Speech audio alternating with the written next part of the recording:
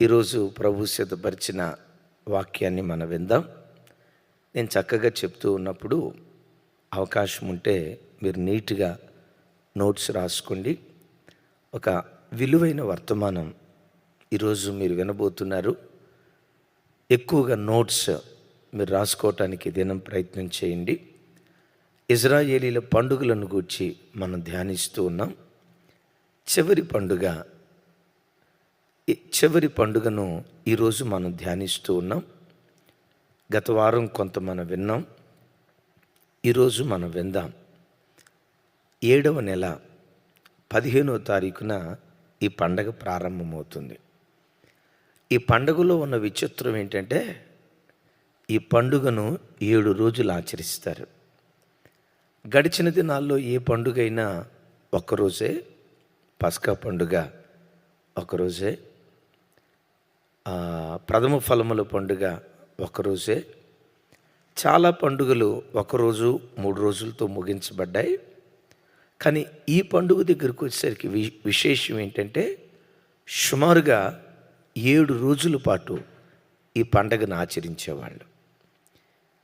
7వ నెల 15వ తారీఖు రాత్రి 15వ తారీఖు విశ్రాంతి దినము నుండి మరుసటి విశ్రాంతి దినము వరకు, అంటే 7 రోజుల పాటు 21వ తారీఖు వరకు 21 రోజుల పాటు ఈ పండుగను ఇశ్రాయేలు ప్రజలు ఆచరించేవాళ్ళు. ఈ పండుగను గూర్చినటువంటి వివరాలు బైబిల్లో ఎక్కడున్నాయి అనేది మీకు రెఫరెన్స్లు చెప్తాను. దయచేసి అవకాశం ఉన్న వాళ్ళందరూ మీకు స్క్రీన్ మీద కనపడుతున్నటువంటి రెఫరెన్స్లో ఇప్పుడు మనం ధ్యానించబోయే పండుగ గుడారాల పండుగ. ఏ పండుగమ్మా? గుడారాల పండుగ. రైట్. గుడారాల పండుగ, దాని విశేషాలు. గుడారాల పండుగ అని అనటంతో ప్రాణం పులకరిస్తుంది. దేవుడు ఆ కృప ఇచ్చారు. సరే, గుడారాల పండుగ, దాని విశేషాలు. ఈ పండుగను గూర్చినటువంటి వివరాలు బైబిల్లో ఎక్కడున్నాయి అని చూస్తే రెఫరెన్స్లు ఒక్కసారి రాసుకోండి. నిర్గమకాండం 23వ అధ్యాయం 18వ వచనం. తమ్ముడు రెఫరెన్స్లో ఎన్ని కింద అవసరం లేదు, జస్ట్ రెఫరెన్స్లు. 23:18, నిర్గమకాండం 34:2. మనం ధ్యానిస్తున్నట్లుగా లేవీకాండం 23వ అధ్యాయం 33వ వచనం నుండి 36వ వచనం వరకు, సంఖ్యాకాండం 29వ అధ్యాయం 12వ వచనం నుంచి 38వ వచనం వరకు, ద్వితీయోపదేశకాండం 16వ అధ్యాయం 13వ వచనం నుండి 15వ వచనం వరకు. రైట్. ఈ పండుగకు గుడారాల పండుగ అని పేరు పెట్టడానికి కలిగిన కారణం ఏంటి? మరి ప్రత్యేకంగా బైబిల్లో ఈ పండుగకు ఇంకా వేరే వేరే పేర్లు ఏమైనా ఉన్నాయా? అసలు ఈ పండుగ దినాల్లో ఇజ్రాయేలీలు ఏం చేసేవారు ప్రత్యేకంగా చెప్పాలి అనంటే, ఇజ్రాయేలీలు ఐగుప్తు దేశం నుండి కనాను దేశానికి వచ్చారు, స్థిరపడ్డారు, చక్కటి గృహాలు కట్టుకున్నారు. కట్టుకున్న తర్వాత ఈ ఇశ్రాయేలు ప్రజలు ఏం చేసేవారు అంటే, 7వ నెల 15వ తారీఖున వారి స్వస్థలాలను లేదా గృహాలను విడిచిపెట్టి బయటకు వచ్చి గుడారాలు వేసుకునేటువంటి వాళ్ళు. ఆ గుడారాలు పై భాగాన ఒలీవ కొమ్మలతో, నిరవంజి కొమ్మలతో, దబ్బ పండ్లతో ఈ రీతిగా పైభాగాన్ని అంతా అలంకరించి 7 రోజుల పాటు ఆ గుడారాల్లో ప్రజలు నివసించేటువంటి వాళ్ళు. ఈ 7 రోజుల పాటు ఉత్సహిస్తూ, దేవుని స్తుతిస్తూ, బహు సంతోషంగా ఈ పండుగను ఆచరించేటువంటి వాళ్ళు. మెట్టుకు పరిశుద్ధ గ్రంథమైన బైబిల్లో ఈ పండుగకు 3 పేర్లు వాడబడ్డాయి. మొట్టమొదటి పేరు పరిశుద్ధ లేఖనాల్లో మనం చూస్తే పర్ణశాలల పండుగ. రెండవది ఫల సంగ్రహముల పండుగ. మూడవది గుడారాల పండుగ. ఇంగ్లీష్లో ఫీస్ట్ ఆఫ్ సుక్కోత్. సుక్కోత్ అంటే పాకలు లేక గుడారాలు. ఈ పండుగకు పరిశుద్ధ గ్రంథంలో వాడబడినటువంటి పేర్లు: ఒకటి పర్ణశాలల పండుగ, రెండవది ఫల సంగ్రహముల పండుగ, మూడవది గుడారాల పండుగ. గుడారము అంటే సుక్కోత్ అని అర్థం. ఈ మూడు రకాలైనటువంటి పేర్లతో ఈ పండుగను పిలుచుకుంటూ ఉండేటువంటి వాళ్ళం. దేవునికి మహిమ కలుగును గాక. అందరం చెప్దాం ఆమేన్. ఈ పండుగలో దబ్బ పండ్లు, ఈత మట్టలు, గొంజి కొమ్మలు, నిరవంజి కొమ్మలు పట్టుకొని దేవుని ఉత్సాహంగా స్తుతించినట్లుగా ద్వితీయోపదేశకాండంలో చూస్తాం. దీన్నే చెరలో నుంచి విడుదల పొందిన తర్వాత నెహెమ్యా గారు మాట్లాడుతూ ఒలీవ కొమ్మలు, అడవి ఒలీవ కొమ్మలు, గొంజి చెట్టు కొమ్మలు, ఖర్జూరపు మట్టలు పట్టుకొని ఉత్సాహంగా వాళ్ళు ప్రభుని స్తుతించినట్లుగా ద్వితీయోపదేశకాండంలో నెహెమ్యా గ్రంథంలో మనం చూస్తాం. మెట్టుకు ఒక్కొక్కటి జ్ఞాపకం చేస్తాను. గుడారాల పండుగలో నుండి క్రొత్త నిబంధన సంఘం నేర్చుకోవలసిన ఆధ్యాత్మిక పాఠం ఏంటి? అసలు దేవుడు ఎందుకు ఈ గుడారాలలో తన ప్రజలను నివసించమని చెప్పాడు?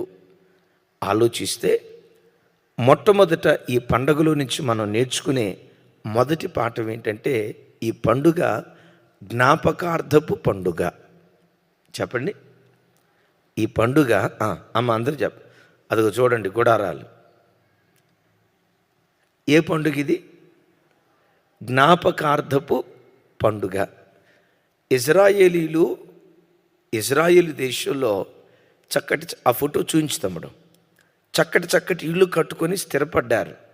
వాళ్ళ ఇంట్లో ఫ్యాన్లు ఉన్నాయి, వాళ్ళ ఇంట్లో ఏసీలు ఉన్నాయి అనుకుందాం. ఏసీలు ఉన్నాయి, శుభ్రంగా అన్నీ, డబుల్ కాట్ బెడ్ ఉంది, ఒక్కపోత తగలకుండా ఫ్యాన్ ఉంది, చక్కటి ఏసీ ఉంది. కానీ ఈ గుడారాల పండుగలో ఏం చేయాలి? ఏసీ వదిలిపెట్టాలి, ఫ్యాన్ వదిలిపెట్టాలి, ఈ డబుల్ కాట్ బెడ్ వదిలిపెట్టాలి. ఎక్కడికి రావాలి?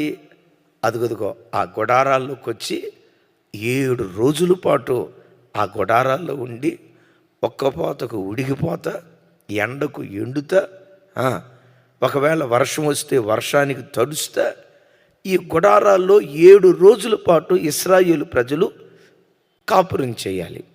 ఎందుకు ఈ గుడారాల్లో దేవుడు ఉండమన్నాడు అంటే, ఈ పండుగ మొట్టమొదట జ్ఞాపకార్థ పండుగ. ఏంటి జ్ఞాపకార్థ పండుగ? ఏం జ్ఞాపకం చేసుకోవాలి బిడ్డలారా? ఇశ్రాయేలీల పితరులు, ఇప్పుడు ఇశ్రాయేలు దేశంలో ఉంటున్న వాళ్ళ పితరులైన ఇశ్రాయేలీలు ఉన్నారు కదా, ఐగుప్తు దాస్యత్వంలో నుంచి విడిపించబడి పాలు తేనెలు ప్రవహించే వాగ్దాత దేశానికి వాళ్ళు ప్రయాణమై వచ్చేటప్పుడు 40 సంవత్సరాలు అరణ్యంలో వారు ప్రయాణం చేశారు. ఎన్ని సంవత్సరాలు చెప్పండి? 40 సంవత్సరాలు ప్రయాణం చేశారు. ఈ 40 సంవత్సరాల ప్రయాణంలో ఇశ్రాయేలులు నివసించటానికి ఏం కట్టుకున్నారంటే గుడారాలు కట్టుకున్నారు. ఈ 40 సంవత్సరాల ప్రయాణంలో గుడారాలలో ఇశ్రాయేలీలు తలదాచుకున్నారు. వాళ్ళ పితరులు గుడారాల్లో తలదాచుకుంటే ఇప్పుడు మేడమిద్దెలు కట్టుకున్నటువంటి ఈ ఇశ్రాయేలీలకు దేవుడు చెప్తాడు, మీ పితరులు ఒకప్పుడు గుడారాల్లో నివసించినట్లుగా మీరు కూడా గుడారాల్లో నివసించండి అని అంటాడు. అదేంటి ప్రభా, వీళ్ళకి చక్కటి ఇల్లున్నాయి, ఇంట్లో ఏసీ ఉంది, గిరగిరా తిరిగే ఫ్యాన్ ఉంది, చల్లదనం ఇచ్చే కూలర్ ఉంది, వీటన్నిటిని వదిలిపెట్టి ఆ గుడారాల్లో ఉండమంటారు ఏంటి? ఎందుకు ప్రభువా? ప్రభువుని అడిగితే, బిడ్డలారా, ఈ పండుగ జ్ఞాపకార్థ పండుగ. అంటే ఏం జ్ఞాపకం చేసుకోమంటున్నాడు? ఇశ్రాయేలీలారా, ఈరోజు మీరు మిద్దెల్లో బ్రతుకుతున్నారు, బాగానే ఉంది. మేడలు కట్టుకున్నారు, బాగానే ఉంది. ఇల్లు ఏసీ, కారు ఏసీ, ఏసీలో బ్రతుకుతున్నారు, బాగానే ఉంది. ఈరోజు ఏసీలో మీరు బ్రతుకుతున్నారు, కానీ మీ పూర్వీకులు ఉన్నారే, మీ తాత ముత్తాతలు ఉన్నారే, వాళ్ళు ఏసీలో పుట్టి పెరిగిన వాళ్ళు కాదు. దిక్కు మొక్కు లేని స్థితిలో గుడారాల్లో బ్రతికేవాళ్ళు మీ పూర్వీకులు. ఆ పేద స్థితిలో నుంచి మీ పితరులను లేవనెత్తి, ఆకాశమా ఆలకించు, భూమి చెవియొగ్గు, ఈ చిన్నవారిని పెంచి నేను పెద్దవారిని చేసి ఉన్నాను అని లేఖనాల్లో రాయబడినట్లుగా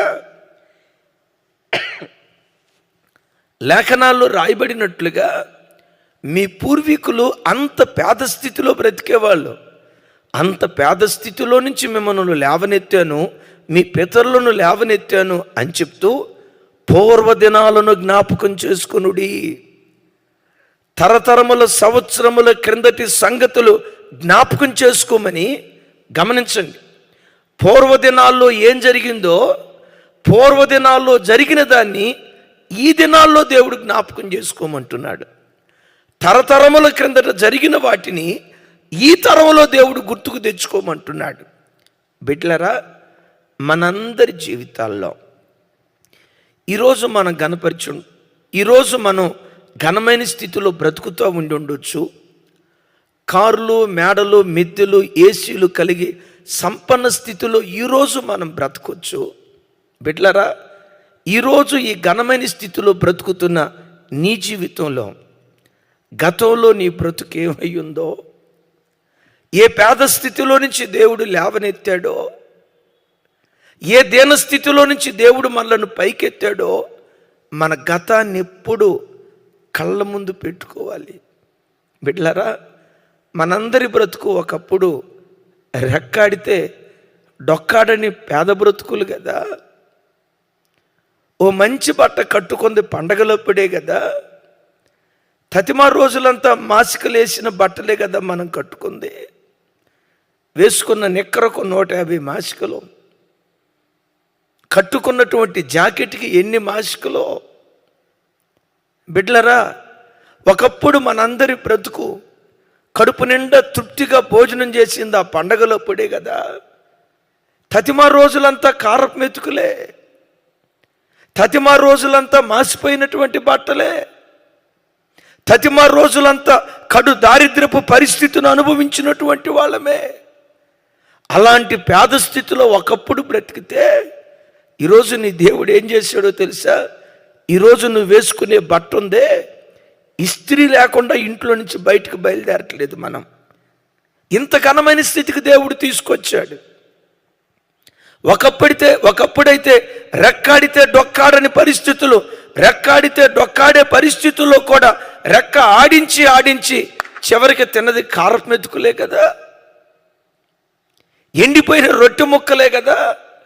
బిడ్డలారా, ఈ వాక్యం బోధిస్తున్న నా మొదలుకొని ఈ వాక్యం వింటున్న నీ వరకు ఒకప్పుడు మనందరి బ్రతుకులు కడు పేద బ్రతుకులు. తినటానికి కడుపు నిండా తిండికి నోచుకోలేని పేద స్థితిలో మనం బ్రతికే వాళ్ళం. ఆయన మహాదయ, ఆయన మహాకృప, ఆయన వాత్సల్యాన్ని దేవుడు మన మీద కుమ్మరింపచేసి దావీదును గొర్రెల దొడ్డిలో నుండి లేవనెత్తినట్లుగా, ఇశ్రాయేలీలను ఆ గుడారాల్లో నుంచి లేవనెత్తినట్లుగా ఈరోజు నిన్ను, నీ జీవితంలో నీ దేవుడు నిన్ను లేవనెత్తలేదా? క్షేమకరమైన స్థితిలో దేవుడు నిన్ను కూర్చుండబెట్టలేదా? ఒకప్పుడు నీ పొట్టకే, నీ కడుపుకే ఆహారం దొరకని పరిస్థితుల్లో నువ్వు బ్రతికి ఉండగా ఈరోజు 100 మంది కడుపు నింపే స్థితిమంతుడిగా దేవుడు నిన్ను నిలవబెట్టలేదా? మనమేం చేయాలో తెలుసా? ఎప్పుడు గతాన్ని కళ్ళ ముందు ఉంచుకోవాలి. దేవా, ఇది పేద బ్రతుకయ్యా, రెక్కాడితే డొక్కాడని దీన బ్రతుకయ్యా. ఈరోజు ఈ స్థితిలో బ్రతుకుతానని ఏనాడు నేను అనుకోలేదయ్యా. మీ కృపే, మీ దయే, మీ కనికరమే నన్ను ఈ స్థితిలో నిలవబెట్టింది అన్న ఆ జ్ఞాపకం నీ హృదయములో ఉంటే ఎంత ఉన్నతమైన స్థితికి వెళ్ళినా లేశమైనా నీలో గర్వము రాదు. ఎంత ఉన్నతమైన స్థితికి వెళ్ళినా నీ హృదయం అంతా కృతజ్ఞతారాధనతో నిండుకుంటుంది. చెప్దాం, ప్రైజ్ ది లార్డ్. నీ హృదయము కృతజ్ఞతారాధనతో నిండుకుంటుంది. గతాన్ని ఎప్పుడు నీ కళ్ళ ముందు నువ్వు పెట్టుకుంటే, వింటున్నారా, గతాన్ని ఎప్పుడు నీ కళ్ళ ముందు పెట్టుకుంటే, దేవుడు ఆకాశంలో నిన్ను కూర్చొని విమానాల్లో నిన్ను తిప్పిన, కారులలో నిన్ను తిప్పిన, ఆ కారులో కూర్చోవటం ఆలస్యం, కళ్ళమట్టి నీళ్ళు పటమని విడుస్తావు. విమాన ప్రయాణమై వెళ్తూ ఉంటుండగా విమానంలో కూర్చోవటం ఆలస్యం, తెలియకుండా కళ్ళమట్టి కన్నీళ్లు జాలువారుతాయి. ఎందుకో తెలుసా? నా స్థితి ఇది కాదయ్యా, ఈ స్థితిలో ఉంటానని నేను ఎన్నడూ ఊహించలేదయ్యా, నీ కృపే నన్ను ఈ స్థితిలో నిలవబెట్టిందని కన్నీళ్లతో దేవుని పాదాలు తుడిపే ఓ కృతజ్ఞతా హృదయం కలిగిన వాడిగా నీ పూర్వస్థితిని గూర్చిన జ్ఞాపకాలు నిన్ను బలపరుస్తాయి. బిడ్డ, గతం గుర్తుందా? 10 సంవత్సరాల క్రితం నీ జీవితం గుర్తుందా? 20 సంవత్సరాల క్రితం నీ స్థితి నీకు గుర్తుందా? ఓ 30 సంవత్సరాల క్రితం నీ స్థితి గుర్తుందా? 50 సంవత్సరాల క్రితం పూర్వ దినాల్లో నీ పితరుల పరిస్థితి ఏమై ఉన్నదో నీ పూర్వపు స్థితి నీకు గుర్తుందా? అది పదే మనం గుర్తుకు తెచ్చుకునేటువంటి వాళ్ళగా ఆయన సన్నిధిలో బ్రతికే భాగ్యం దేవుడు మనకు అనుగ్రహించునుగాక. చెప్దాం ఆమేన్. గడిచిన ఓ సంవత్సరం క్రితం మాతో కలిసి 18 సంవత్సరాల క్రితం మాతో కలిసి సేవ చేసినటువంటి ఒక 2 దైవ సేవకులు సుమారుగా 15 సంవత్సరాల తర్వాత మమ్మల్ని కలవటానికి వచ్చారు. దైవ సేవకురాలు నేను, మాతో కలిసి సేవ చేసిన దైవ సేవకుల పట్ల మా హృదయంలో కలిగిన ప్రేమను బట్టి చక్కగా వాళ్లకు దేవుని ప్రేమను పంచి వాళ్ళని సంతోషంగా ఘనపరిచి సాగనంపేటప్పుడు ఆ దైవ సేవకులు అన్న మాట ఏంటో తెలుసా? అన్నా, 15 సంవత్సరాల క్రితం మేము మిమ్మల్ని చూసినప్పుడు అప్పటికి మీ సేవ ఏమీ లేదు, ఎక్కడో ఒక గవర్నమెంట్ స్థలంలో గుడారాల క్రింద మీరు ఆరాధన జరిగించుకునేవాళ్ళు. ఈరోజు బహు ఉన్నతంగా దేవుడు మిమ్మల్ని దీవించాడు. దేవుని మహాకృప యూట్యూబ్ ద్వారా కొన్ని లక్షల మంది ప్రజలు దేవుని వాక్యం వింటూ బలపడుతున్నారు. అయితే మిమ్మల్ని పలకరించడానికి వచ్చేటప్పుడు, మిమ్మల్ని కలవటానికి వచ్చేటప్పుడు మా గుండెల్లో ఒక భయం. అప్పుడు పలకరించినట్లుగా ఇప్పుడు పలకరిస్తారా లేదా? అప్పుడు దీనత్వం కలిగి ఉన్నట్లుగా, అప్పుడు ఆప్యాయత చూపినట్లుగా ఇప్పుడు ఆప్యాయత చూపుతారా లేదా అని మేమిద్దరం ఎన్నో భయాలతో, అనుమానాలతో అక్కడికి వెళ్ళి మన పరువు పోగొట్టుకోవటం ఎందుకు, సరిగ్గా రిసీవ్ చేసుకుంటారో లేదో అన్నట్లుగా రకరకాల భయాలతో వచ్చావన్నా. కానీ మిమ్మల్ని చూసిన తర్వాత మీలో ఎంతైనా మార్పు లేదు, ఎంతైనా గర్వాన్ని మేము చూడలేదు. ఎంత ఆశీర్వాదాన్ని దేవుడు మీకు ఇచ్చిన 15 సంవత్సరాల క్రితం మీ పరిస్థితి ఏదో, ఏ దీనత్వం మీకుండేదో, ఏ సాత్వికం మీకుండేదో, ఏ తగ్గింపు మీకుండేదో, ఆ తగ్గింపే నేటికి మీలో చూస్తూ ఉన్నామన్నా. నేను అప్పుడు ఒక మాట చెప్పాను, అన్నా, మనం కట్టుకునే వస్త్రాల ఖరీదు మారొచ్చు, మనం వాడే కారుల ఖరీదు మారొచ్చు, మనం ఉండే ఆ గృహం యొక్క విలువ మారొచ్చు, మనం వాడే వస్తువుల ఖరీదు మారొచ్చు. దేవుడు ఎంత మనల్ని ఆశీర్వదించినా మన వ్యక్తిత్వంలో మార్పు రాకూడదు. కొంతమంది జీవితాల్లో చూడండి, దేవుడు కొంచెం ఆశీర్వదిస్తే అంటారు కదా, చూడరే వాడికి కళ్ళు నెత్తి మీదకి ఎక్కే, ఇప్పుడు వాడి కళ్ళు నెత్తి మీద ఉన్నాయి. బిడ్డలారా, దేవుడు నేను ఎక్కడ కూర్చున్నా, ఎక్కడ కూర్చోబెట్టినా గర్వము నీ జీవితంలో రాకుండా ఉండాలంటే ఎప్పుడు గతాన్ని కళ్ళ ముందు ఉంచుకో. పూర్వదినాల్లో జరిగిన ప్రతి పరిస్థితి నీ కళ్ళ ముందు ఉంచుకో. గతం నీకు గుర్తొస్తే ప్రతి క్షణం కన్నీళ్లతో యేసయ్య పాదాలు ముద్దాడాలి అనే తాపత్రయం నీ గుండెల్లో పెరుగుతుంది. ఏం చెల్లించి యేసయ్య రుణాన్ని నేను తీర్చుకోగలను? ఏం చేస్తే దీనికి ప్రతిగా నేను చెల్లించగలను? నా దేవుడు నా బ్రతుకులో ఇంత మేలు చేశాడే, ఇంత మేలు చేసిన ఈ నా దేవునికి నేనేం చెల్లించి ఆయన రుణాన్ని తీర్చుకోగలనని నీ గుండె 24 గంటలు పిండబడుతుంది. గతం నీకు గుర్తు లేకపోతే కళ్ళు నెత్తి మీదకి వచ్చి గర్వాంధుడుగా నువ్వు మిగిలిపోతావు. గర్వం ఎంత ప్రమాదకరమైందో తెలుసా? లేఖనం అంటుంది, గర్విష్ఠులను గద్దె మీద నుండి దింపి గడ్డి తినిపించాడు దేవుడు. నన్ను కలవటానికి వచ్చిన స్నేహితులతో ఒక మాట అన్నాను, అన్నా నాకు గర్వం రాకపోవటానికి, నాకు కానీ దైవ సేవకురాలికి కానీ ఎంతైనా గర్వం రాకపోవటానికి కారణం ఏంటంటే, మేం కలిగి ఉన్నది ఏది మాది అనే ఆ భావన మా గుండెల్లో ఉండదు. ఏ వస్తువును చూసినా ఇది దేవుని కృపాదానం, నా తెలివితో సంపాదించుకుంది కాదు, ఇది నా కష్టార్జితం కాదు, నా వివేకంతో సంపాదించుకుంది కాదు, మా సామర్థ్యాన్ని బట్టి ఇది మేము పొందుకున్నది కాదు. కలిగిన ప్రతిదీ యోహాను భక్తుడు అంటాడు కదా, లేఖనాల్లో చూస్తాం కదా, కలిగి ఉన్నదేదియు ఆయన లేకుండా కలుగలేదు. మా గుండెల్లో ముద్రించబడిన ఒక ముద్ర, మనం కలిగింది ఏదైనా ఈ చొక్కాయ్, యేసయ్య దానం. ఆయన దయతలిస్తేనే ఈ చొక్కాయి వేసుకోవటానికి కృప చూపించాడు. ఒకవేళ ఆయనే దయ చూపకపోతే ఏ చెత్త కుప్పల వెంట తిరుగుతూ పిచ్చోడ్లాగా బ్రతకాల్సిన పరిస్థితులు. జేబులో ఉన్న ఈ పెన్ను యేసయ్య ఇచ్చిన దానం. చివరికి చెమట తుడుచుకోవటానికి వాడే ఈ కర్చీఫ్ యేసయ్య దానం.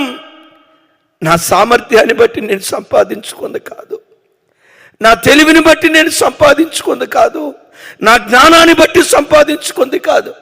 ఎప్పుడు మన గుండెల్లో ఈ మనస్సు ఉంటే విమానాల్లో ఊరేగించిన పాదం ఎప్పుడు నేల మీదే ఉంటుంది. ఆ మధ్య ఒక ఆయన అన్నాడు, యేసు ప్రభు వాడిని ఆశీర్వదించి ఏసీలో కూర్చోబెట్టాడట. ఎక్కడ కూర్చోబెట్టాడు?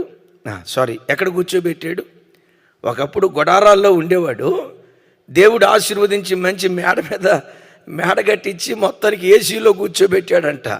అంటాడు భక్తుడు, ఏసీలో కూర్చొని యేసయ్యనే మర్చిపోయాడంట. ఎవరు మర్చిపోయాడు?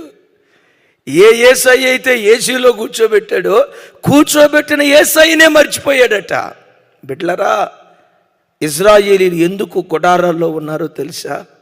వాళ్ళ గతాన్ని పదే పదే గుర్తుకు తెచ్చుకోవటానికి. ఒక గొప్ప సేవకుని నేను ఎరుగుదును. దేవుని మహాకృప తెలుగు రాష్ట్రాల్లో, దేశంలో బహుబలంగా వాడబడుతున్నాడు. ఆ సేవకుడు ఒకరోజు చెప్తూ ప్రతి శనివారం పచ్చడితో నేను భోజనం చేస్తా. ప్రతి శనివారం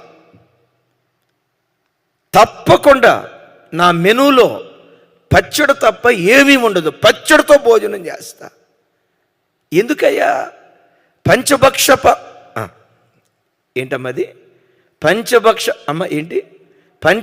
పరమాణాలతో భోజనం చేయగలిగే ఆర్థిక స్థితి. ఆయన పోషించబట్టం కాదు, కొన్ని లక్షల మందిని పోషించగలిగిన స్థితి. ప్రతి శనివారం పచ్చడితో ఎందుకు భోజనం చేస్తానో తెలుసా? అది నా పూర్వస్థితి. అంత పేద స్థితి. నా పేద స్థితి నేనెన్నడూ మర్చిపోకుండా ఉండున్నట్లుగా ఆ పచ్చడి మెతుకులతో తినేటప్పుడు ఆ కారం చెప్తుంది. కారపు మంట నశానానికి ఎక్కిన తర్వాత కారం చెప్తుంది, ఒరే తమ్ముడా, నీ బతుకదిరా, నీ దేవుడు చూడు కారం తినే బ్రతుకులను పంచభక్ష పరవాణాలతో తినే బ్రతుకులుగా విప్లవాత్మకంగా దేవుడు మార్చాడు. ఆ ఆలోచన రావటం తోడనే హృదయం అంతా కృతజ్ఞతారాధనతో నిండుకొని యేసయ్య పాదాలు కన్నీళ్లతో తప్ప దేనితో మనం ముద్దాడుతాం? అలాంటి కృతజ్ఞత హృదయం ఈ వాక్యం వింటున్న బిడ్డ నీకుందా?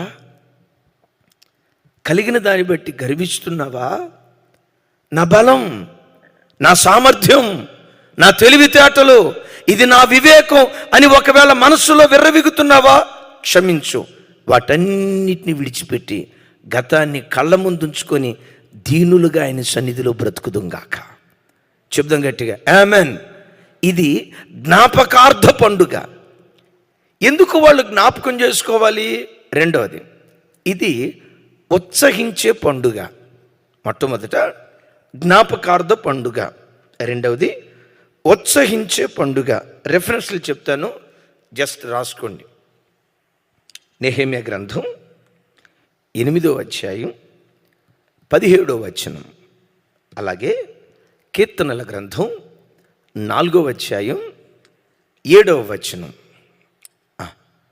ఇక అందరూ నా వైపు చూడండి. ఎలా ఉత్సహించేవాళ్ళు? అద్భుతం చూడండి. ఒకటి దబ్బ పండ్లతో, రెండవది నిరవంజి చువ్వలతో, మూడవది ఖర్జూరపు మట్టలతో, ఈ నాలుగిటితో మరొకటి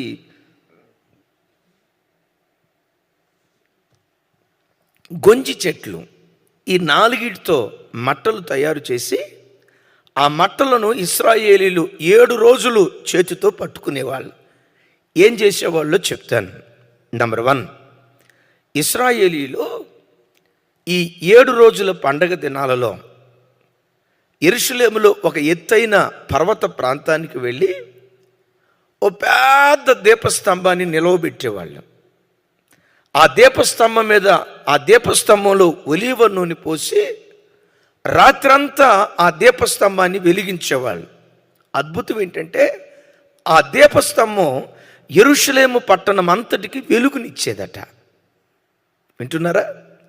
యెరూషలేము పట్టణం అంతటికి వెలుగునిచ్చేది. ప్రత్యేకంగా ఈ గుడారాల పండుగలలో ఇశ్రాయేలీలు చేసే పని. అందుకని యేసు ప్రభువారు కొండ మీదనున్న పట్టణం మరుగై ఉండదు, దీపస్తంభం మీద పెట్టబడిన దీపం. ప్రభువారు చెప్తారు కదా, ఏ దీపస్తంభాన్ని కూర్చో తెలుసండి? ప్రత్యక్ష గుడారంలో దీపస్తంభం ఉంది. మరి ప్రత్యేకంగా పర్ణశాలల పండుగలో ఆ ఎత్తైన స్థలం మీద దీప స్తంభాన్ని పెట్టి దానిలో నూనె పోసి ఆ దీపాన్ని వెలిగిస్తే ఆ దీపపు కాంతి యెరూషలేము అంతటికి వెలుగునిచ్చేదట. అద్భుతం ఏంటో తెలుసా? మొదటి రోజు యావత్ ఇశ్రాయేలు ప్రజలు ఆ స్తంభం చుట్టూతో తిరుగుతూ ఇవి పట్టుకొని హోసన్నా జయం, హోసన్నా జయం, హోసన్నా జయం అని అంటూ దాని చుట్టూతో తిరుగుతూ ప్రభుని స్తుతించేవాళ్ళట. రెండవ రోజు ఒకసారి తిరిగేవాళ్ళు, మూడవ రోజు ఒక్కసారి తిరిగేవాళ్ళు, నాలుగవ రోజు ఆ దీపస్తంభం చుట్టూతా ఉత్సహిస్తూ ఒకసారి తిరిగేవాళ్ళు, ఐదవ రోజు ఒక్కసారి, ఆరవ రోజు ఒక్కసారి, ఏడవ రోజును మహాదినము అని పిలిచేవాళ్ళు. యేసు ప్రభు వారు కూడా అంటారు కదా, ఆ పండుగ దినాలలో మహాదినమున. ఏదయ్యా మహాదినం అంటే? 7వ రోజు ముగింపు విశ్రాంతి దినాన్ని మహాపండుగ దినము అని పిలిచేవాళ్ళు. 7వ రోజు ఏం చేసేవాళ్ళు అంటే ఈ ఖర్జూరపు మట్టలు, ఈత మట్టలు, గొంజి కొమ్మలు, దబ్బ పండ్లు ఇవి తీసుకొని, ఒలీవ కొమ్మలు తీసుకొని ఆ దీపస్తంభం చుట్టూతా 7 మార్లు తిరిగేవాళ్ళట. మహాపండుగ దినాన 7 మార్లు తిరుగుతూ ఆ స్తంభం చుట్టూతా తిరుగుతూ ప్రభుని స్తుతించేవాళ్ళట. నంబర్ 1. రెండవది కూడా చెప్తాను. రెండవది, యెరూషలేములో ఉన్నటువంటి దేవాలయం మోరియా పర్వతం మీద కట్టబడింది అన్న సంగతి మీకు తెలుసు. విషయం ఏంటంటే ఆ పర్వతాన్ని తొలిచినప్పుడు సిలోయేము కోనేరు, సిలోయేము ఓట క్రొత్త నిబంధనలో చూస్తాం కదా, ఆ సిలోయేము ఓట దగ్గరికి వెళ్ళి యాజకుడు బంగారు పాత్రలో నీళ్లు నింపుకొని ఆ నీళ్లను భుజం మీద పెట్టుకొని సిలోయేము కోనేటి యొద్ద నుండి దేవుని మందిరపు బలిపీఠం దగ్గరకు వచ్చి బలిపీఠం మీద నీళ్లు పానార్పణముగా పోసేవాళ్ళట. ఈ యాజకుడు సిలోయేము కోనేటిలో నుండి నీళ్లు బలిపీఠం దగ్గరికి తీసుకొచ్చేటప్పుడు అప్పుడు ఇశ్రాయేలు ప్రజలు తంబురతోనూ నాట్యముతోనూ గంభీర ధ్వని కలిగిన సితారాతోనూ రకరకాల వాయిద్యాలు తీసుకొని వాయిస్తూ ఉంటే వీళ్ళు ఈత మట్టలు, ఒలీవ కొమ్మలు, గొంజి కొమ్మలు, నిరవంజి కొమ్మలు తీసుకొని హోసన్నా జయం, హోసన్నా జయం అని ఉత్సహిస్తూ దేవునిని స్తుతిస్తూ వాళ్ళు పాటలు పాడుతూ ఉండేవాళ్ళు. నేను ఇక్కడ మీకు ఒక మాట జ్ఞాపకం చేస్తాను. దీపస్తంభం చుట్టూతో ఎందుకు తిరిగేవాళ్ళు? ఆ బండలో నుంచి ఉబికిన సిలోయేము కోనేట్లో నుంచి నీళ్ళు ఎందుకు తీసుకొచ్చేవాళ్ళు? ఎందుకు ఆ దినాన ఉత్సహించేవాళ్ళు? అద్భుతం ఏంటంటే దీపస్తంభం చుట్టూతో వాళ్ళు తిరిగి 7 రోజులు ప్రభువును స్తుతించడానికి కారణం ఏంటంటే వారి పితరులైన ఇశ్రాయేలీలు అరణ్య ప్రయాణములో ఉంటుండగా వారి దేవుడైన యెహోవా వారికి రాత్రిపూట దీపస్తంభముగా నిలవబడి వారు ముందు దేవుడు నడిచాడు. అది గుర్తుకు తెచ్చుకొని ఉత్సాహంతో వాళ్ళు ప్రభుని స్తుతించేటువంటి వాళ్ళు. ఈ బండ దగ్గరికి వెళ్ళి ఎందుకు నీళ్లు తీసుకొచ్చేవాళ్ళు? ఇశ్రాయేలు ప్రజలు అరణ్యములో ఉంటుండగా వారి దేవుడైన యెహోవా బండలో నుండి నీటి ఓటలు ఆయన పుట్టించాడు అన్న సంగతి గుర్తుకు తెచ్చుకొని ఉత్సాహంగా ప్రభుని వాళ్ళు స్తుతిస్తూ ఉండేవాళ్ళు. బిడ్డలారా, జ్ఞాపకం చేస్తాను, నీ ఆధ్యాత్మిక జీవితంలో ఎప్పుడు నువ్వు ఉత్సాహంగా బ్రతకాలి. వినండి, ఉసూరుమంట బ్రతకొద్దు. కొంతమంది చూడండి, వాళ్ళ మొహంలోనే ఉసూరు ఉంటుంది. వాళ్ళ మొహం చూస్తే అప్పటి వరకు హుషారుగా ఉన్నవాడు కూడా వాడు హుషారుతనం పోగొట్టుకుంటాడు. కొంతమంది గదిలేటప్పుడు ఎంత ఉసూరుమంటా ఉంటారంటే ప్రపంచ భారం అంతా ఆడి మోస్తున్నట్టు, ఎవరికి లేని టెన్షన్ అంతా ఆడికే ఉన్నట్టు ఉసూరుమంటా ఉంటారు. యేసయ్య రక్తముతో కడగబడిన దేవుని పిల్లలైన మనం ఆయన సన్నిధిలో ఏడుస్తూ ప్రార్థన చేసేటప్పుడు ఏడవాలి.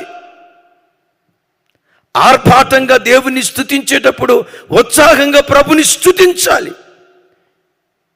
ఈ ఉత్సాహపు స్తుతి ఎప్పుడు మనకు గుర్తొస్తుందో తెలుసా? దీపస్తంభాన్ని చూశారు, ఉత్సాహంగా చప్పట్లు కొడుతూ, కేరింతలు కొడుతూ, పాటలు పాడుతూ స్తుతిస్తున్నారు. బండలో నుంచి నీళ్లు తీసుకొచ్చేటప్పుడు ఉత్సాహంగా స్తుతిస్తూ ఉన్నారు. బిడ్డలారా, గతాన్ని నువ్వు గుర్తుకు తెచ్చుకుంటే ఏం జరిగిద్దో తెలుసా? గతంలో ఎన్నో అపాయాలు నీ బ్రతుకులో ఎదురయ్యాయి. 1 కాదు, 2 కాదు. వాక్యం బోధించే నా బ్రతుకులో నాకు ఎదురైన అపాయాలు కోకొల్లలు. 1 కాదు, 2 కాదు. ఈ వాక్యం వింటున్న మీ జీవితాల్లో కూడా గతంలో ఎన్నో అపాయాలు ఎదురయ్యాయి. మిమ్మల్ని అడుగుతాను, ఎన్నో అపాయాలు ఎదురయ్యాయి వాస్తవమే, కానీ ఏ ఆపదలోనైనా దేవుడు నిన్ను విడిచిపెట్టాడా? ఎనీవన్, ఎవరైనా ఈ మాట చెప్పగలరా? అయ్యా, దేవుడు నన్ను విడిచిపెట్టాడు, నా దేవుడు నన్ను మర్చిపోయాడు. ఏ క్రైస్తవుడు ఈ మాట చెప్పలేడు. ఏం చెప్తామో తెలుసా? అపాయాలు వచ్చాయ్యా, ఆపదలు వచ్చాయ్యా, ఆపత్కాలాలు ఎన్నో ఎదురయ్యాయ్యా, కానీ ఆ కృపగల దేవుడు ఆపత్కాలమున తన బాహుబలతను చాపి ఆశ్చర్యకరంగా దేవుడు విడిపించాడు.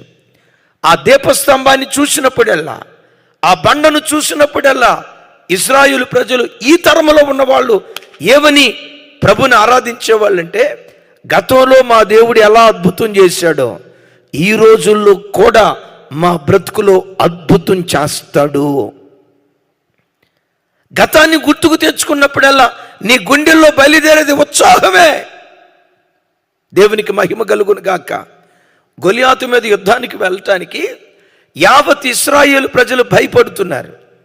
ఏమన్నా, యావత్ ఇశ్రాయేలు ప్రజలు ఏమైపోతున్నారు? భయపడుతున్నారు.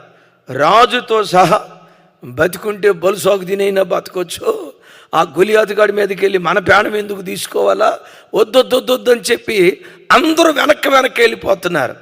అద్భుతం తెలుసా, గొలియాతు మీద యుద్ధానికి వెళ్ళేటప్పుడు దావీదు ఉరకలేస్తున్నాడు,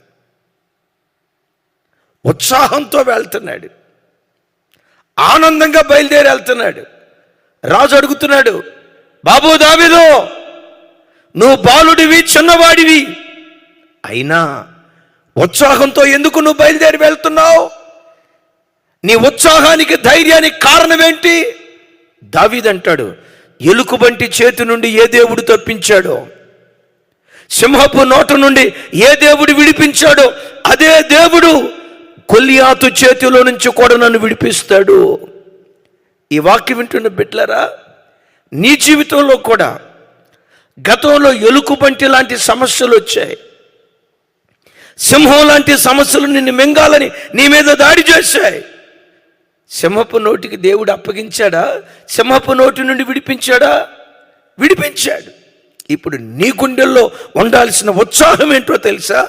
సింహపు నోటు నుండి ఏ దేవుడు విడిపించాడో, గొలియాతు చేతిలో నుంచి కూడా అదే దేవుడు నన్ను తప్పిస్తాడు. బిడ్లరా, ఏ సమస్యతో లైవ్లో కూర్చున్నావు? ఏ దుఃఖాన్ని గుండెల్లో పెట్టుకొని ఈ వాక్యాన్ని వింటున్నావు? ఒకవేళ నీ మనసులో దేవుడు నన్ను ఏమైనా విడిచిపెడతాడా, ఈ కష్టాల కొలిమికే దేవుడు అప్పగించి నా బ్రతుకులో నిశ్శబ్దం అయిపోతాడా, ఈ రోగంతోనే నేను చచ్చిపోవాల్సి వస్తుందా, ఈ ఇబ్బందుల మధ్యలోనే నా ప్రాణం విడవాల్సి వస్తుందా? ఒకవేళ తెలియని భయం నీ గుండెల్లో ఉంటే నీకు ఒక శుభవార్త, బిడ్డా, ఇలాంటి ఆపదలు గతంలో ఎన్నో వచ్చాయి కదా, అయిపోయింది నా పని అని అనుకున్నావు, కానీ ప్రభు నేను విడిచిపెట్టలేదుగా, ఆపదలన్నిటిలో నుంచి దేవుడు తప్పించాడుగా. ఇప్పుడు నీ గుండెల్లో ఉండాల్సిన ఉత్సాహం ఏంటో తెలుసా?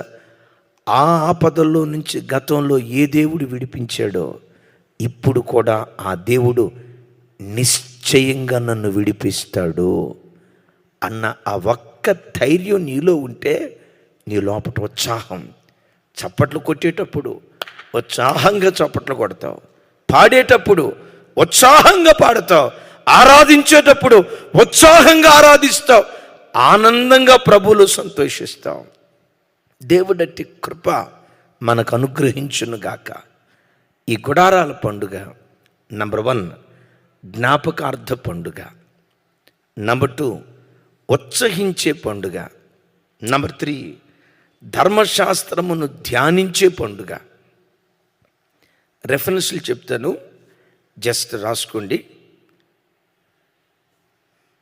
ద్వితీయోపదేశకాండం 31వ అధ్యాయం 9వ అధ్యాయం 31వ అధ్యాయం 9వ వచనం నుండి 13వ వచనం వరకు, ఎజ్రా 8వ అధ్యాయం, అందరూ రాసుకోండి చక్కగా. ఎజ్రా 8వ అధ్యాయం 16వ వచనం నుండి, తమ్ముడు నెహెమియా అనుకుంటా, తప్పు చెప్పినట్టున్నాను. 3వది యెహోషువ గ్రంథం 1వ అధ్యాయం 6వ వచనం నుండి 8వ వచనం వరకు, 6వ వచనం నుండి 8వ వచనం వరకు. దయచేసి అందరూ గమనించండి. నెహెమ్యా గ్రంథం, నెహెమ్యా గ్రంథం 8వ అధ్యాయం 18వ వచనం, దయచేసి 18వ వచనం నేను చదువుతాను. అవకాశం ఉంటే నాతో కలిసి ఈ మాట చెప్పడానికి ప్రయత్నం చేయండి. ఇదియుగాక, అందరూ చెప్పాలి, ఇదియుగాక మొదటి దినము మొదలుకొని కడదినము వరకు అనుదినము ఎజ్రా దేవుని ధర్మశాస్త్ర గ్రంథమును చదివి వినిపించుచూ వచ్చెను. వారు ఈ ఉత్సవమును 7 దినముల వరకు ఆచరించిన తరువాత విధి చొప్పున 8వ దినమున వారు పరిశుద్ధ సంఘముగా కూడుకొనురి. చూడండి, ఇక్కడ ఈ 7 రోజులు ఇశ్రాయేలీలు ఏం చేసేవాళ్ళంటే, మూడవదిగా వారి వారి గుడారాల్లో ఉండి ధర్మశాస్త్రాన్ని ధ్యానిస్తూ ఉండేటువంటి వాళ్ళు. వింటున్నారు కదా? 15వ తారీఖు నుండి 21వ తారీఖు వరకు ఈ 7 రోజుల పాటు దేవుని యొక్క వాక్యాన్ని ధ్యానిస్తూ ఉండేటువంటి వాళ్ళు. వాక్యం వింటున్న బిడ్డలారా, వాళ్ళు సంవత్సరంలో 7 రోజులు ధర్మశాస్త్రాన్ని ఇళ్లలో ఉండి ధ్యానించారు, వ్రాయబడింది కదా. 7 అనేది సంపూర్ణతకు గుర్తు. క్రొత్త నిబంధన సంఘంతో దేవుడు మాట్లాడుతున్న మాట ఏంటంటే, 7 సంపూర్ణతకు గుర్తు. నీ ఆయుష్కాలమంతా ప్రతి దినం దివారాత్రులు దేవుని వాక్యాన్ని ధ్యానించేవాడిగా నువ్వు బ్రతుకుదువుగాక. నేను ఈ మాట చాలా ఇష్టపడతాను బిడ్డలారా. దావీదు భక్తుడు అంటాడు, దుష్టుల ఆలోచన చొప్పున నడవక, పాపుల మార్గంలో నిలువక, అపహాసకులు కూర్చున్న చోట కూర్చుండక, యెహోవా ధర్మశాస్త్రమునందు ఆనందించుచు దివారాత్రులు దాన్ని ధ్యానించువాడు ధన్యుడు. వాడు నీటి కాలువల ఓరన ఉన్న చెట్టులాగా పచ్చగా ఉంటాడు. ఆ తర్వాత ఏమంటాడో తెలుసా? భక్తిహీనుడు అలాగూ ఉండక గాలికి చెదరగొట్టబడు పొట్టులాగుంటాడు అని అంటాడు. బిడ్డలారా, నీ ఆధ్యాత్మిక జీవితంలో దేనికి కదలని ఓ స్థిరమైన చెట్టులాగా నువ్వు ఉండాలి అంటే, స్థిరమైన చెట్టులాగా నిన్ను మార్చేది దేవుని వాక్యం. దేవుని వాక్యంలో నువ్వు ఆనందించకుండా నా వైపు చూడండి.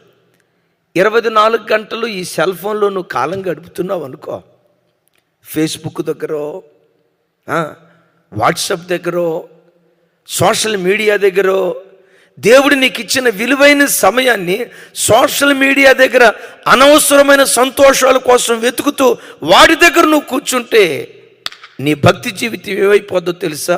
పొట్టులాగా అయిపోద్ది. ఏ క్రైస్తవుడు తన బ్రతుకులో పొట్టులాగా ఉండకూడదు, ఒక చెట్టులాగా ఉండాలి. దేవునికి మహిమ కలుగును గాక. పొట్టుంది చూసారా? ఏ గాలి వీస్తే ఆ గాలికి వెళ్ళిపోతుంది. తూర్పు గాలి ఇస్తే తూర్పుకి, పడమట గాలి ఇస్తే పడమటకి. కొంతమంది దేవుని నమ్ముకున్న బిడ్డలు కూడా సినిమా గాలి ఇస్తే సినిమాకి, బారు గాలి ఇస్తే బారుకి, మందు గాలి ఇస్తే దేవదాసు మళ్ళీ పుట్టాడు, సిగరెట్ గాలి ఇస్తే సిగరెట్కి, సినిమా గాలి ఇస్తే సినిమాకి, అమ్మాయి గాలి ఇస్తే అమ్మాయి, పిల్లగాలి. గమనించండి బిడ్డలారా, కొంతమంది ఆత్మీయ జీవితం పొట్టులాగా మారిపోతుంది. కారణం ఏంటో చెప్పమంటారా? వాడు వాక్యాన్ని ధ్యానించని వాడు. బిడ్డ, ఒకవేళ నీ ఆధ్యాత్మిక జీవితం పొట్టులాగా గాలికి చెదరగొట్టబడే పొట్టులాగా ఇటు అటు కొట్టుకొని పోయే జీవితంగా ఉందా? ఈ రాత్రి ఓ దైవజనుడిగా నేను ఆశీర్వదిస్తున్నాను. నీ భక్తి పొట్టులాగా కాదు, ఒక చెట్టులాగా ఉండును గాక. చెట్టులాగా ఉండాలి అంటే దీని సూత్రం ఒక్కటే: కూర్చున్నా లేచినా దేవుని వాక్యాన్ని ధ్యానించు. ఈ వాక్యం ఏం చేస్తో తెలుసా? పవిత్రత కొరకైన భయం నీ గుండెల్లో పుట్టిస్తుంది. పవిత్రత కొరకైన ఆకాంక్ష నీ గుండెల్లో పుట్టిస్తుంది. ఏదో ఆదివారం దేవుని మందిరానికి వచ్చి వాక్యం విని అడావుడిగా వెళ్ళిపోయేది కాదు ఆత్మీయ జీవితం. బిడ్డలారా, మీరు ఎరుగుదురు, దేవుడు గొర్రెను పవిత్రమైనది అన్నారు, దాన్ని తినవచ్చు అన్నారు. ఎద్దును పవిత్రమైనది అన్నారు, దాన్ని తినవచ్చు అన్నారు. వినండి వినండి, నంది పవిత్రమైంది కానీ పంది పవిత్రమైంది కాదు అన్నాడు. నంది అంటే ఎద్దే కదా కదా. ఎద్దు పవిత్రమైంది అన్నాడు, పంది పవిత్రమైంది కాదు అన్నాడు. ఎందుకు? ఎద్దుంది చూసారా, ఏదైనా మేత మేసిన తర్వాత మధ్యాహ్నం పూట ఓ చెట్టు కింద కూర్చొని తిన్నదంతా నెవరేస్తూ ఉంటుంది. పంది ఉంది చూసారా, పంది దానికి తినటం తెలుసు కానీ నెవరేయటం చేత కాదు దానికి. వింటున్నారా? క్రైస్తవుని బ్రతుకు ఒక చెట్టులాగుండాలి.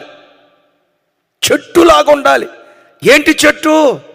ఎన్ని గాలులు పోరాటాలు ఎదురైనా చెట్టు ఎలా స్థిరంగా ఉంటుందో నీ జీవితంలో కూడా పోరాటాలు ఎదురైనప్పుడు ఒక చెట్టులాగా స్థిరంగా ఉండాలంటే దేవుని వాక్యాన్ని నిరంతరము ధ్యానించే వ్యక్తులుగా దేవుడు మనలను బలపరుచునుగాక. 4వది, ఎందుకు వీళ్ళు గుడారాల్లో ఉండి 7 రోజులు ఈ పండగలు ఆచరించేవాళ్ళు? ఈ పండగ దినాల్లో ఏం చేసేవాళ్ళు అనంటే, విస్తారమైన బలులు అర్పించే పండుగ ఈ పండుగ. చెప్పండి చెప్పండి చెప్పండి. మీకు జస్ట్ రెఫరెన్స్ రాసుకోండి. విస్తారమైన బలులు అర్పించే పండుగ ఈ పండుగ.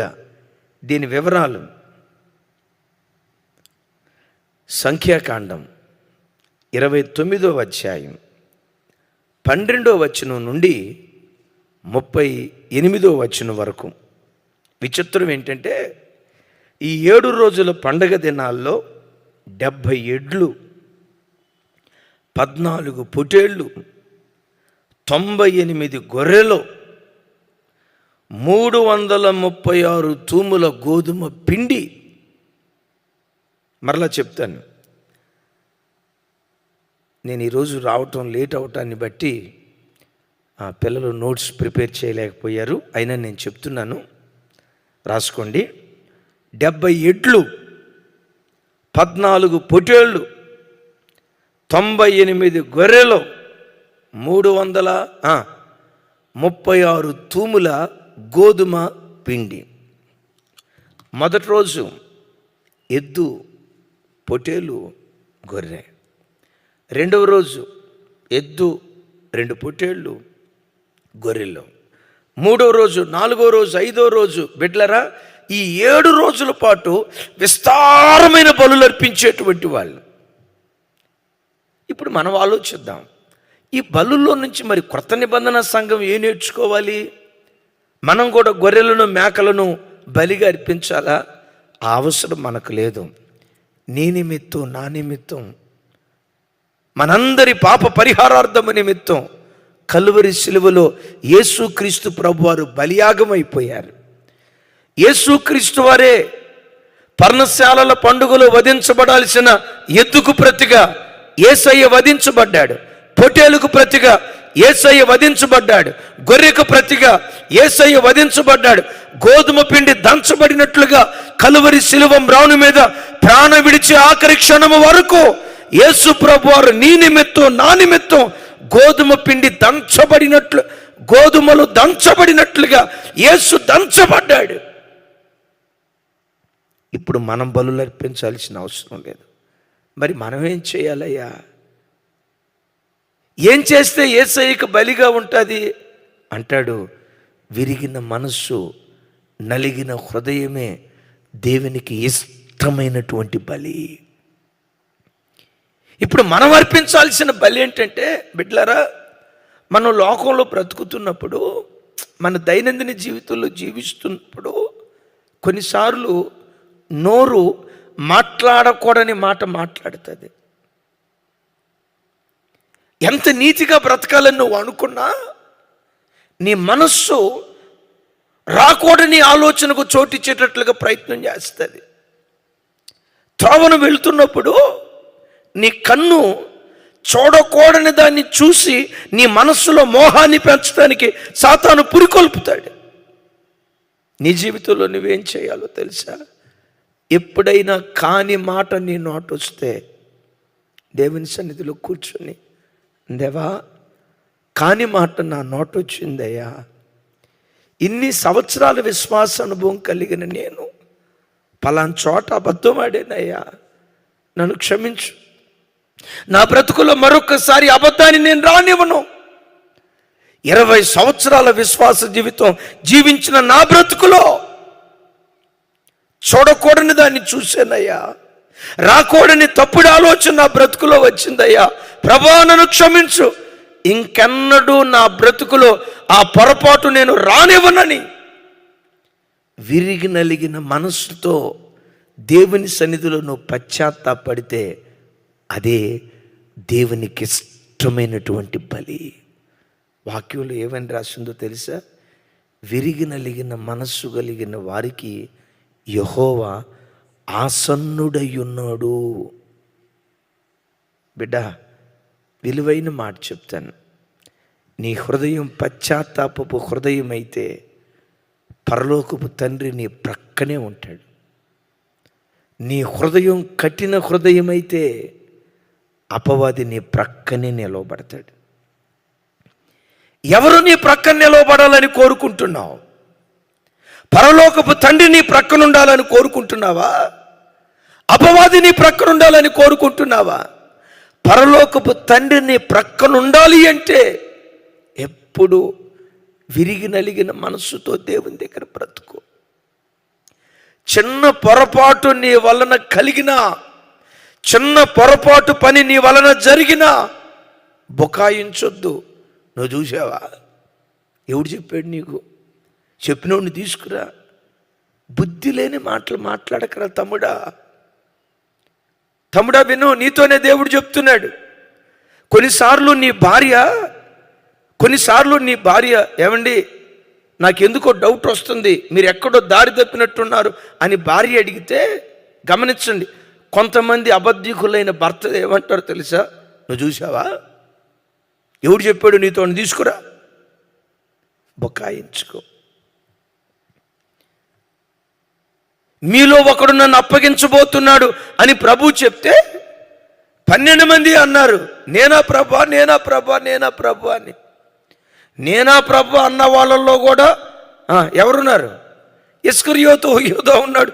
ఏమీ మన ఊర్లో చెప్తారు కదా, ఏమీ ఎరగని నంగనాచిలాగా ఏమీ తెలియనోడిలా కూర్చున్నాడు. ప్రభు అన్నారు, మీలో ఒక నన్ను అప్పగించబోతున్నాడు. యోధా కూడా అంటాడు, నేనా ప్రభా. అరే, ఆ మాట అంటానికి నీకు ఎంత ధైర్యం యోధా? అసలు ఆ మాట మీలో ఒకడు అని అన్నప్పుడు యోధా నేనే ప్రభువా, 30 వెండి నాణాలకు బేరమాడిన నైవంచకుని నేనే ప్రభువా, ఆ నమ్మక ద్రోహిని నేనే ప్రభువా, నేను సిలువకు అప్పగిస్తూ ఉన్న ఆ ద్రోహిని నేనే.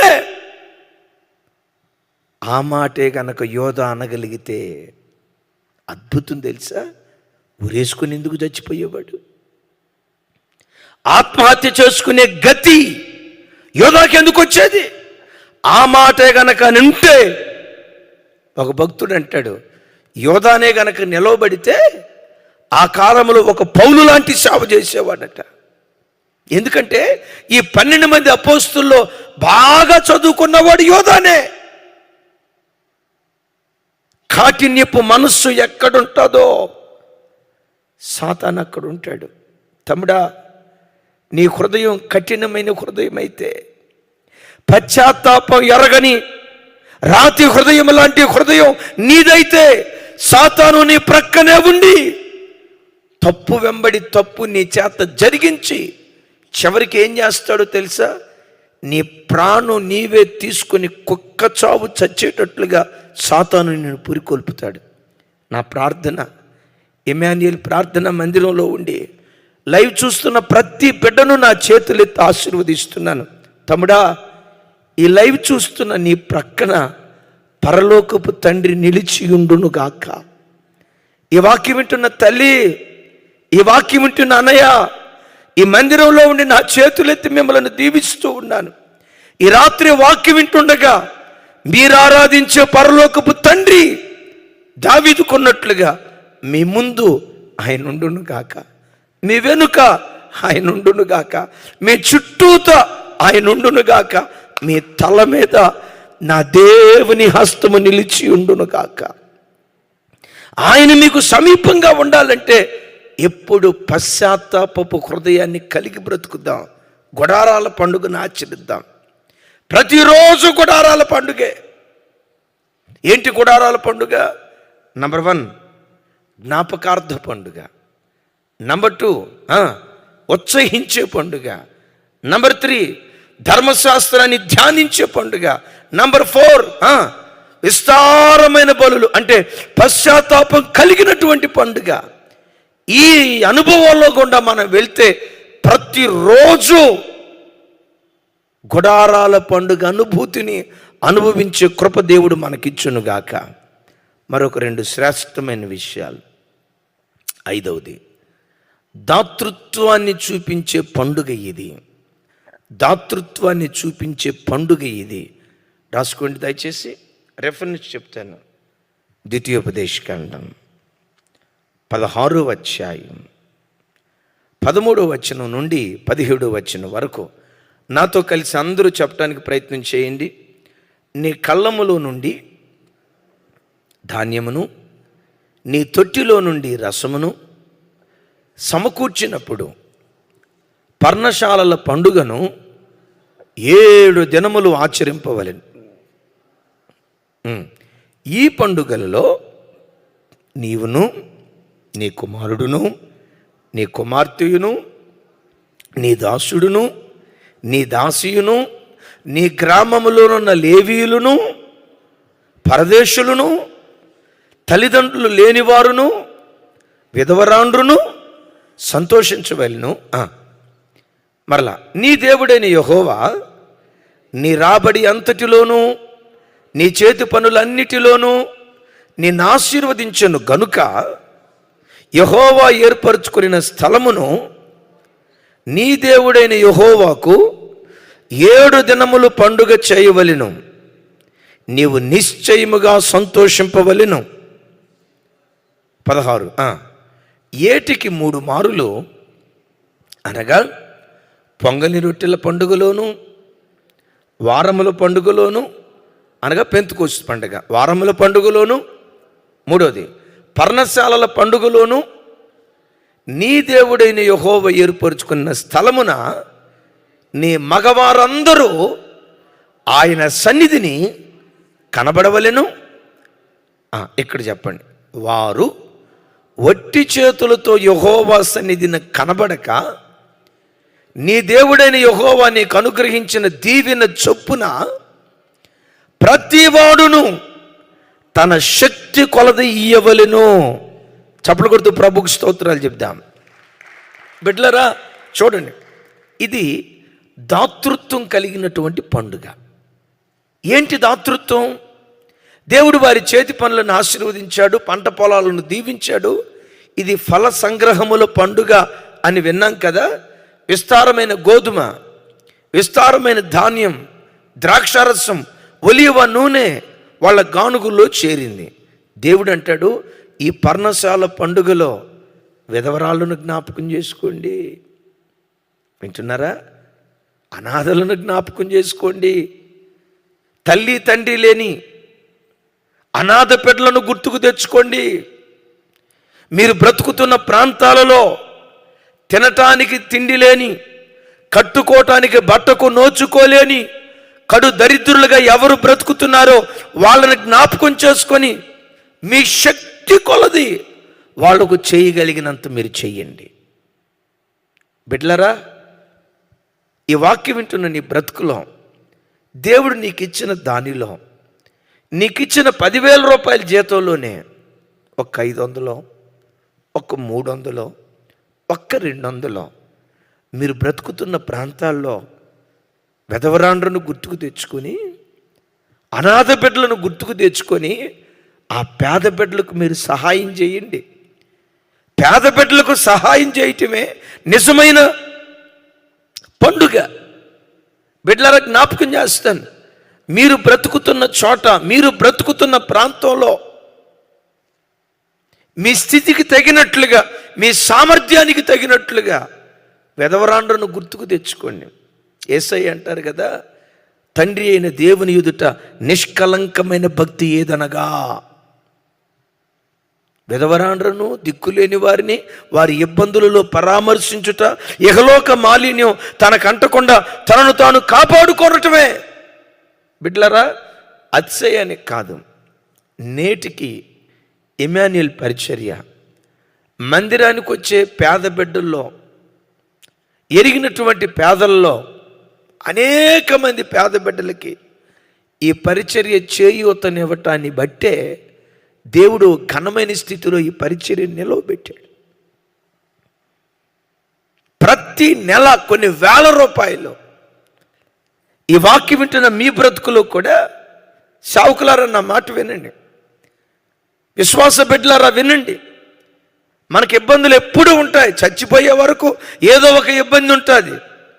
ఆ ఇబ్బందిలోనే మీ అవసరాలు కొన్ని తగ్గించుకొని 2000 రూపాయలు చేరుకునేటప్పుడు 1500 పెట్టే కొను, 500 ఒక పేద బిడ్డకు సహాయం చేయి. 15,000 రూపాయలు సెల్ ఫోన్ కొనేటప్పుడు 14,000 పెట్టే కొను, ఆ 1000 రూపాయలు ఒక పేద బిడ్డకు సహాయం చేయి. విచిత్రం తెలుసా? దయగల వారిపై దేవుడు దయ చూపిస్తాడు.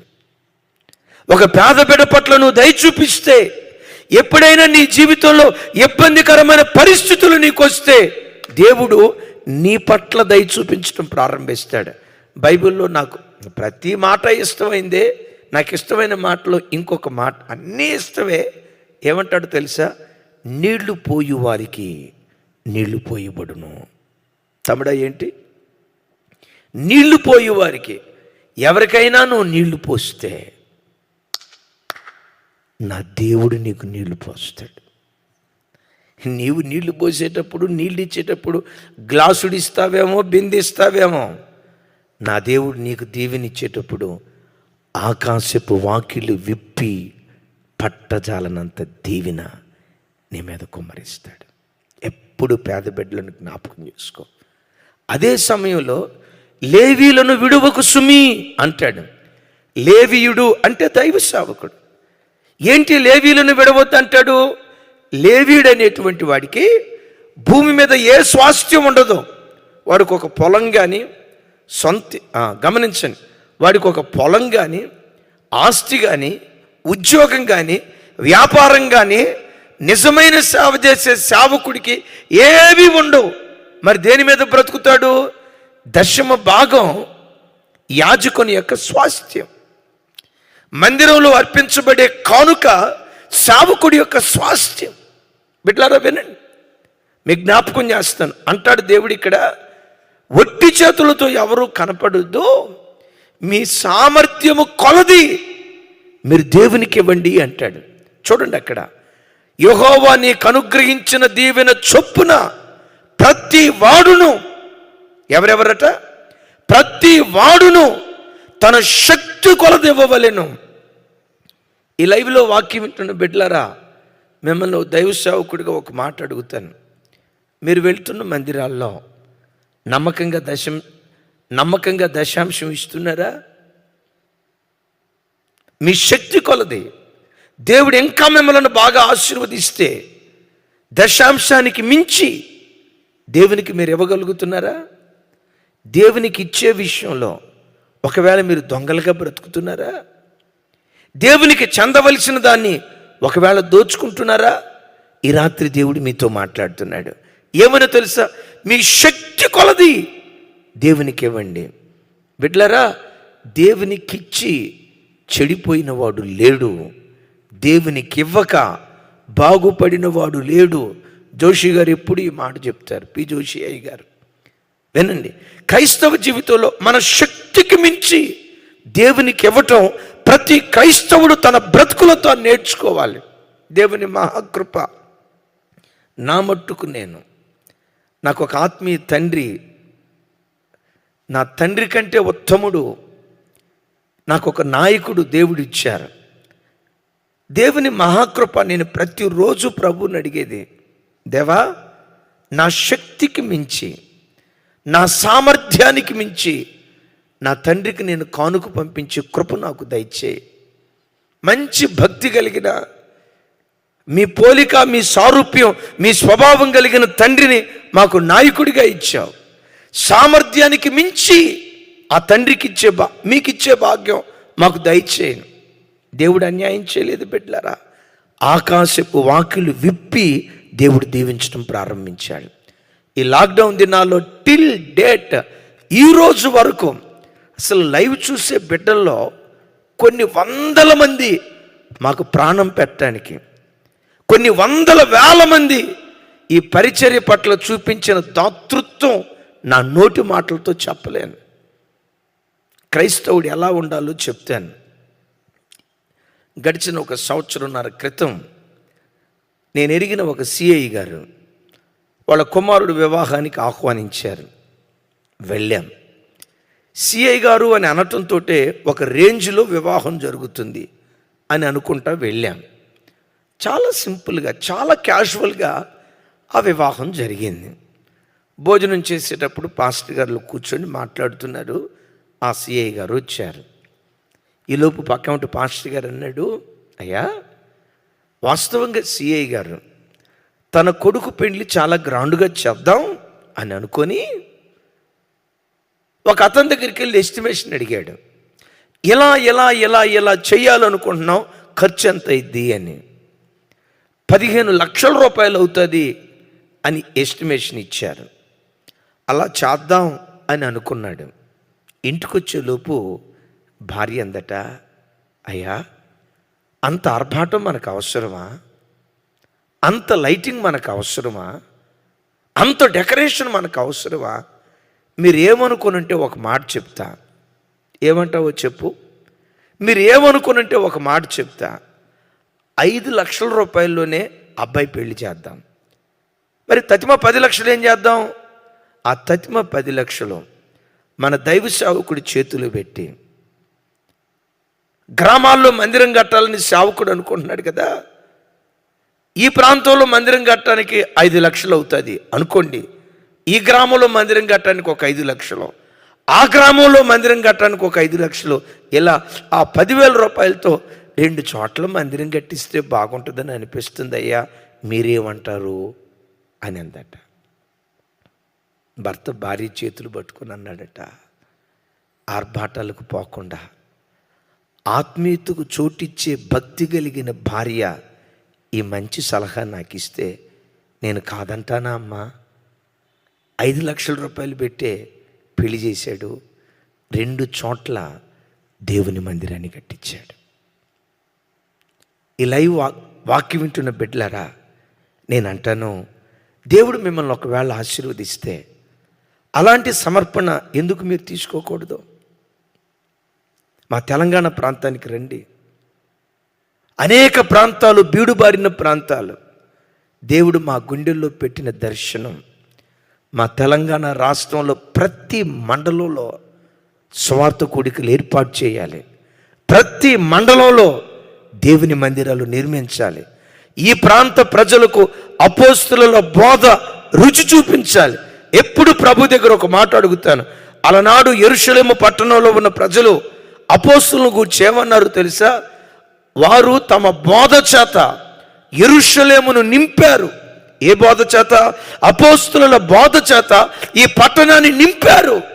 మా గుండెల్లో దేవుడు పెట్టిన ఆరాటం ఏంటో తెలుసా? ఈ తెలంగాణ రాష్ట్రాన్ని అపోస్తుల బోధతో నింపాలి. ఏ ప్రాంతానికి వెళ్ళినా ఈ బోధతో ప్రాంతాలు నింపబడాలి.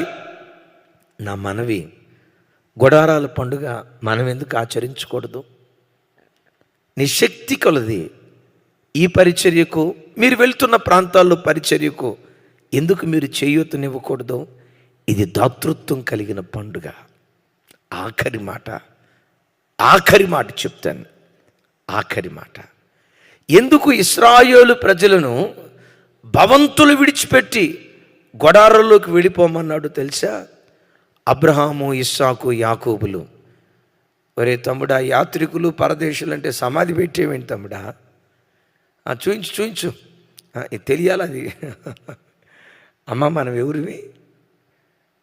ఎందుకు ఆ గుడారంలో ఉండమన్నాడంటే, ఒరే భవంతులు కట్టుకున్న మహారాజులారా, మేడ మిద్దెల్లో ఇల్లు వేసి, కారు వేసి, కాలు దించితే కారు, కాలు ఎత్తితే కారు, కారుల్లో తిరిగే మహాశైలారా, ఆకాశాన్నంటే అంతరిక్షంలో గూడు కట్టుకుని బ్రతుకుతున్న ప్రజలారా, మీరు ఎన్ని ఇళ్ళైనా కొనండి, ఎంతైనా సంపాదించండి, ఎన్ని ఎకరాలైనా కొనండి, ఒకటి గుర్తుంచుకోండి, ఈ భూమి మీద మీరు యాత్రికులు, పరదేశులై ఉన్నారు. అబ్రహామా, ఎందుకు గుడారంలో ఉన్నావయ్యా? అబ్రహాము ప్రతిరోజు గుడారాల పండుగ చేసేవాడు. ఇస్సాకు, యాకోబు ప్రతిరోజు గుడారాల పండుగ చేసేవాడు. ఎందుకయ్యా ఈ గుడారాల పండుగ? గుడారంలో ఎందుకుంటున్నావు? డబ్బు లేదా? ఉంది. ఆస్తి లేదా? ఉంది. ఇల్లు కట్టేవాళ్ళు లేరా? ఉన్నారు. మరి ఇవన్నీ ఉన్నా ఈ గుడారాల్లో ఎందుకు బ్రతుకుతున్నావయ్యా? ఈ గుడారాన్ని చూసినప్పుడెల్లా నేను యాత్రికుణ్ణి, నేను పరదేశిని, ఎప్పుడు ప్రాణం విడిచిపెడతానో తెలీదు, ఎప్పుడు చనిపోతానో తెలీదు, ఎంతకాలం భూమి మీద బ్రతుకుతానో తెలీదు. వాక్యం ఉంటుంది, మనుష్యుడా నీ జీవమే పాటిది, ఇంతలో కనబడి అంతలో మాయమైపోయే ఆవిరి వంటిది కాదా? ఒకవేళ నువ్వు అనుకున్నావేమో నాదంతా పర్ఫెక్ట్ బాడీ, జిమ్ము, నువ్వు జిమ్ము చేసినా మరణం రమ్ము అంటది. తెలుసా నీకు? నువ్వు జిమ్మే చేయి, పొమ్మే చేయి, ఎంత పర్ఫెక్ట్ బాడీ అయినా కానీ కాక. వినండి బిడ్డలారా, యాత్రికులం, పరదేశులం. కంటికి కనబడుతుంది శాశ్వతం కాదు, కళ్ళ ముందున్నది శాశ్వతం కాదు, కనపడే ఈ భవంతులు శాశ్వతం కాదు. అపోస్తుడైన పౌలు గారు అంటారు, దృశ్యమైనవి అనిత్యములు, అదృశ్యమైనవి నిత్యములు అంటాడు. చూడండి ఆ మాట, ఎంత విచిత్రమైన మాట, ఎంత విచిత్రమైన మాట. దృశ్యమైనవి అనిత్యములు. తమ్ముడా విను, ఏమనుకోవద్దు, భయపెట్టను, కానీ నీ కళ్ళ ముందు భార్య కనపడుతుందిగా, కనపడుతుంది. వాక్యం అంటుంది దృశ్యమైనది అనిత్యం. ఒకనొక రోజు తమ్ముడా ఆ భార్యని విడిచిపెట్టాలి. నువ్వు అనొచ్చు, నా భార్యకి నేను ప్రాణం, ప్రాణానికి ప్రాణం, నేను లేకపోతే బ్రతకలేదు, కళ్ళు మూసినా కళ్ళు తెరిచినా నేనే అంటదే, నేను లేకపోలే అని అంటావా? ఇను, చచ్చిపోయిన తర్వాత భార్యను ఒక మాట అడుగు. చచ్చిపోయిన తర్వాత ఇంకేం అడుగుతాం? భార్యని అడుగు, నేను చచ్చిపోయిన తర్వాత నాతో పాటు సమాధిలోకి వస్తావా అని అడుగు. భార్య అంటది, సచ్చినోడా, ఇదేం సచ్చే కోరిక, సమాధి దాకా వచ్చి ఏడుస్తా కానీ లోకంలోకి ఒట్టి చేతులతో వచ్చావు. తమ్ముడా, లోకానికి వచ్చేటప్పుడు 7 అంతస్తుల భవంతి తీసుకొని రాలా, ఆ 10 ఎకరాల పొలం తీసుకొని రాలా, లెనిన్ బట్టలు ధరించి రాలా, దిగంబరిగా వచ్చావు. లోకంలో నుంచి వెళ్ళేటప్పుడు కూడా దిగంబరిగా మనం వెళ్ళిపోవాల్సిందే.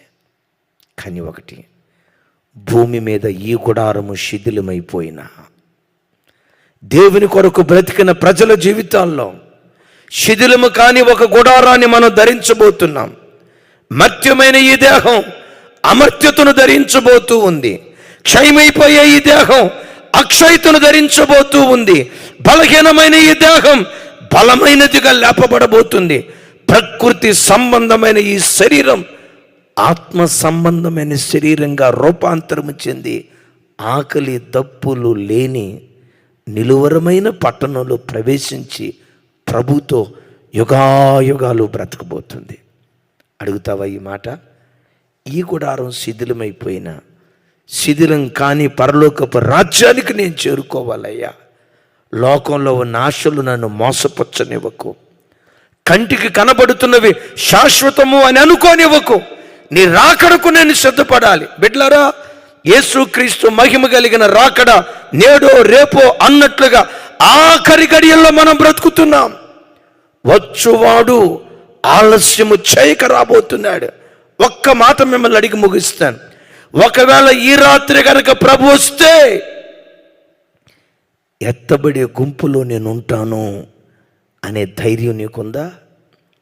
ఈ రాత్రి కనుక ప్రభు వస్తే నా పిల్లలు ఎత్తబడతారు, నా పిల్లలు సిద్ధపడి ఉన్నారు చెప్పగలిగే ధైర్యం నీకుందా?